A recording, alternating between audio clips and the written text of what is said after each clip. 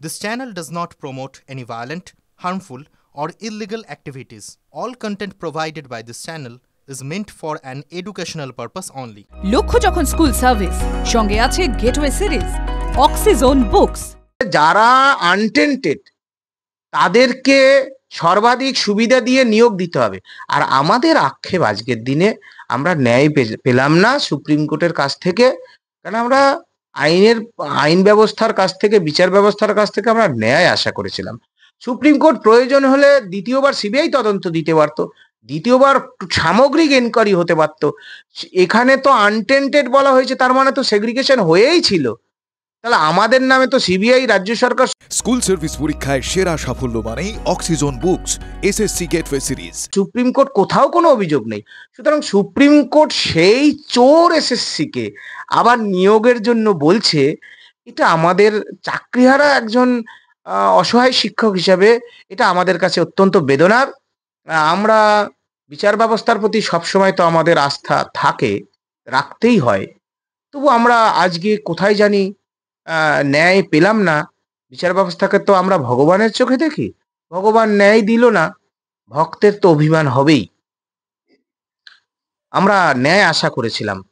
ভারতবর্ষের রাষ্ট্র ব্যবস্থা, পশ্চিমবঙ্গের একটা নির্বাচিত সরকার, হ্যাঁ, তারা এবং autonomous body school service commission, তারা আমাদের ন্যায় দিল না, আমাদের চাপিয়ে দিল তাদের পাপের সাজা, দুর্নীতি।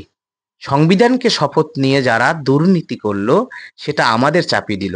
এটা ভারতবর্ষের এবং সামগ্রিক পশ্চিমবাংলার আগামী দিনের যে আর্থসামাজিক পরিস্থিতি, তার ক্ষেত্রে যে সামাজিক অবমূল্যায়ন, অবক্ষয়, এরই একটা রাস্তা প্রশস্ত হলো। গতকালকে তো আপনি বলেছিলেন যে আপনাদের আগামী লড়াইয়ের জন্য বিরোধী দল বা বিরোধী দলটাকে আপনারা চান, এরপরে কি বলবেন? না, আমরা বিরোধী সমস্ত রাজনৈতিক দলকে, আমি সুমন বিশ্বাস আহ্বায়ক হিসাবে, যোগ্য শিক্ষক শিক্ষাকর্মী মঞ্চের আহ্বায়ক হিসাবে আমি বারবার ছুটে গিয়েছি।